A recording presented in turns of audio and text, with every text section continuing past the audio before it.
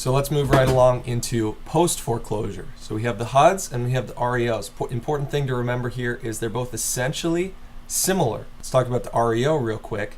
REO stands for real estate owned. And all that term is just bank terminology for saying now that's their inventory. Obviously, they're not in the real estate business.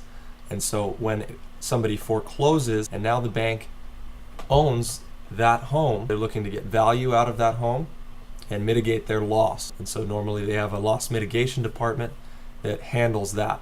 That's what an REO is. A HUD-owned home is basically the same thing, only difference being that loan that the person defaulted on and the foreclosure occurred with was FHA insured. And that difference is important because the FHA, Federal Housing Administration, insures mortgages for people that don't necessarily meet the bank's standards. So lower income people mostly. It's a program from the government to give them an opportunity to then buy a home. So that distinction is important because the person forecloses, the FHA had insured their loan. They had told the bank, this person looks like a risk, but we're going to take the risk instead of you taking the risk.